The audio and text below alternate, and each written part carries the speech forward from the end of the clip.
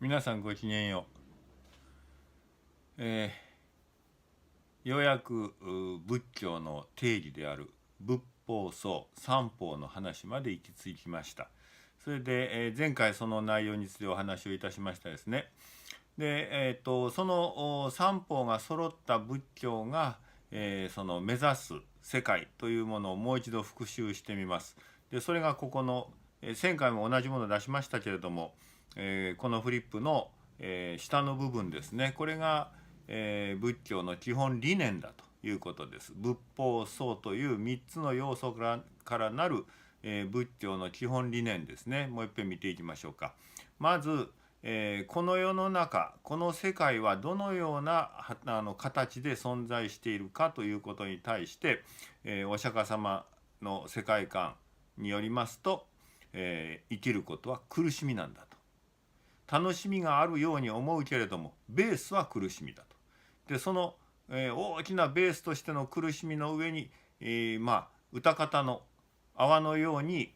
そのわずかなる喜びが、浮いて出てくると。でそれを我々は喜びとして、生きる糧にしているのだけれども、しかし、その奥を覗き込むと、人生のベースには一番大元には苦しみが横たわっているんだというんですね。大変悲観的なものの見方のように思いますけれども、しかし実際に、現代もそうですが、世の中の動きを見ているとやはりそうではないのかというふうに思いますね。楽しいことの方がいいんです。人はみんな楽しいことを選びたがる。自分に都合の良い選択肢を選びたがるんですけれども、しかしそればかりやっていると、最終的にはその一番大元のベースにある苦しみが我々に襲いかかってくるんだという、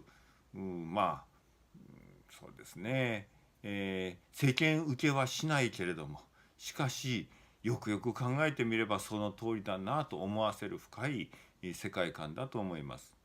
で、その苦しみの世界の中にいる我々は皆平等であると。これお分かりですね。バラモン教の身分差別社会に対抗して、それは間違いだと言って出てきたのが仏教なんですから、仏教の人間観は全て平等です。でしかもそれが苦しみというベースの上に乗った人生を送っていくわけですから、2つ合わせれば人は全て平等に苦しむのだということになりますね。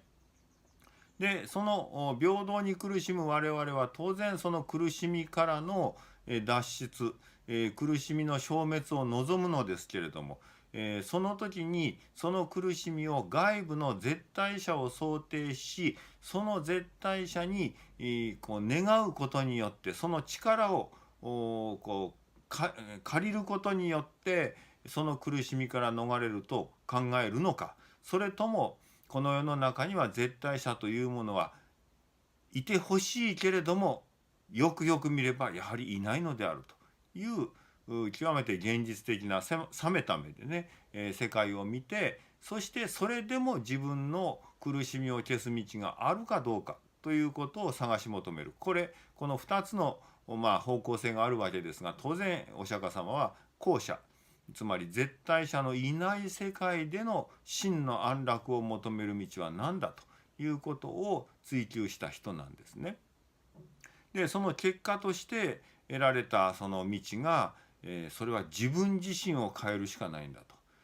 我々のその苦しみの大元は我々自身が生まれながらに持っている我欲に縛られた、あるいは欲求の充足を求めるという本能的生命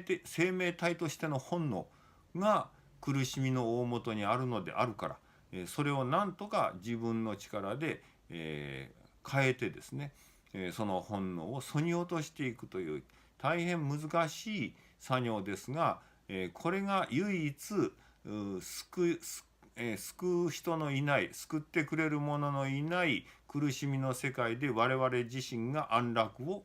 手に入れる道なのであると、このようにお釈迦様はおっしゃって、でそのための現実的な、その実践組織として、仏教の僧団、出家僧団、参賀というものをお作りになり、そしてその運営方針まで、骨格としての律ですね、法律まで全て制定なさったと。これがお釈迦様一代の仕事の人生の成果なんだということなんですね。で、これで一応、お釈迦様時代に作られた大元の仏教の基本的な姿を全てご紹介をいたしました。で私の講義はこのシリーズはですね、今回をもって終了でございます。もうこれで、このレベルでね、この形でのお話をすべきことは全部申し上げました。だからこれで終了いたします。ちょっとそれで、補足をつけたいんですけれども、その後お釈迦様以後の仏教がどうなっていくのかという話なんですが、仏法僧が仏教の定義だと申しました。ですからこの定義がそのままの姿で変更されることなく伝達され伝授されていくならば、仏教という宗教は変わりようがないわけです。釈迦の考え、思想というかな、仏教というお釈迦様がお作りになった宗教のその全体イメージはそのまま保持されながら伝わっていくわけだから変わりようがないんですが、実は長い歴史の中でその定義そのものが変容するんです。でこれはもう理由はいくつかありますが、一番大きな理由はですね、お釈迦様の教えに従って修行生活に入るということは、世の中が平穏な時にはこれ比較的やりやすいことなんですが、例えばですね、戦乱期になって世の中が乱れた時に、はい皆さんのお布施でご飯をいただいて、生産活動をせずに修行生活に入りますというお釈迦様が理想となさった、この修行生活が根本的に不可能になってくるわけです。そういう人を養う社会構造が崩れてしまうわけですね。でそんな時に当然の人々の声としては、その辛い出家生活という特別な社会から寛容な気持ちで受け入れてもらえるそんな組織がもう維持できなくなっても、それでも我々のその幸せ安穏への道は開かれているんですかという問いが出てくるわけですね。それに対する答えとして当然出てくるのは、日常の一般生活の中でも、つまり出家するという特別な人生のコースを選択しなくても、普段の暮らしの中でもお釈迦様の教えに従って自分を変える、自分の本能をそぎ落とすという作業は可能であるという新たな教えが必要になってくるわけですね。でそのためにはどうしてもこの定義が変更されなければならない。でそういう流れの中で仏法僧がそれぞれにいろいろと変容していくわけです。簡単に申し上げますと、最初の仏に関してはお釈迦様だけであると。もう次の仏にすがろうと思っても次の仏は56億年後の弥勒さんまで出てこないんだから、その間は我々はもう仏のない世界で我慢しなさいとこうなるわけですが、当然それに対していや我々にさまざまな教えを説いてくださる、もう直接的に対面、それこそ対面授業でですね教えを説いてくださる仏が今もおられるんじゃありませんかという強い思いですね。藁にもすがるような思いから今この現在においても実は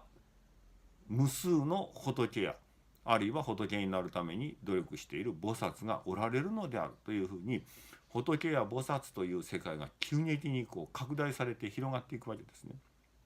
これ日本の仏教を見てれば分かりますよね。何々仏、何々如来、何々菩薩、もうたくさんおられる。こういう世界が現れてくるわけですね。多仏な世界が出てくるわけです。それから法に関しましても、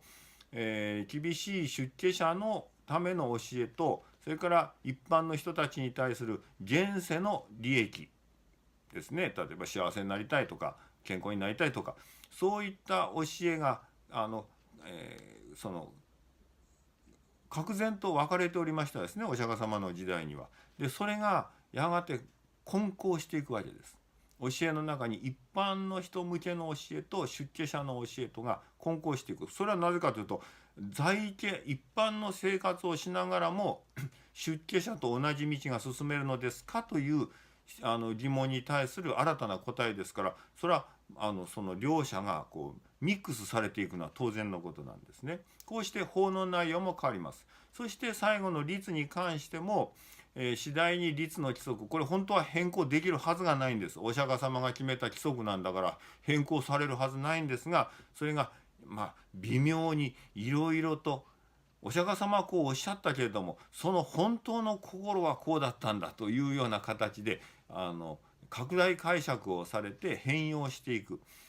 で例えば日本のように最終的にその律そのものが消滅してしまうという国もあるわけです。日本のお坊さんは律を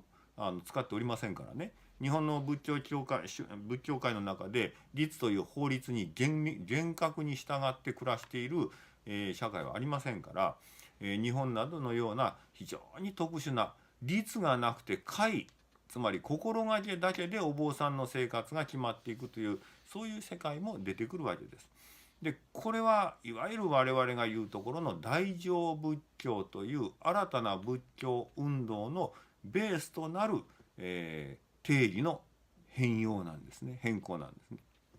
でこれは今回のこの講座の枠を外れてしまいます。それを飛び出してしまいますので、またそれは別個のシリーズとしてお話をしなければなりません。今回は、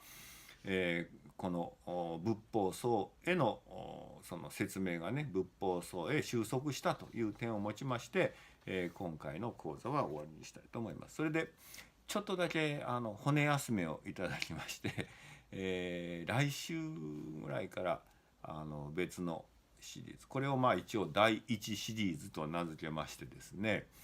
で第2シリーズを考えてるんです。でこの動画のね、一番最初に出てくるその絵がありますでしょう。このシリーズだと私の顔写真出てますが、これをサムネイルというらしいんですね。その表紙ということですわ、動画のね。で実はその第2シリーズの表紙はもうあるんです。で表紙はあるけど中身がないんですね。だから来週まで待ってもらって、中身を考えてそしていろいろと作ろうと思ってます。で一応予告編で表紙だけ見てもらおうかな。こんなんです。お釈迦様の生涯についてお話をしようかなと思ってるんです。でだからブッダの生涯、これイラストレーターの方にね作っていただいたんですよ。滝町正弘さんっていう方がね、作ってくれた。なかなかいいでしょ。サムネイルはいいんだけども中身はまだ全然できてないので、骨休めの間に考えて、また、この動画をアップしましたら、学生さんには大学の通信網を使って、すぐにお知らせをしますので見てください。一般の方々はちょっといつアップするかわからないかもしれませんから、また時々見てください。そしたら新しいの出てると思いますから。この絵の中に私もいるんですよ。よく見てくださいね。いましたか？見てそっくりでしょはい、そういうことで長いような短いような不思議な感覚ですけれども、皆さんとこうやって一方通行のお話なんだけども、なんとなくつながってる気がするのは不思議ですね。これはご縁でしょうね。対面では一度もお目にかかったことのない方も画面の向こうにおられると思うんですけども、不思議なご縁でつながっております。またこれからも、このご縁が末永く続くことを願っております。どうもありがとうございました。これで終了いたします。ごきげんよう。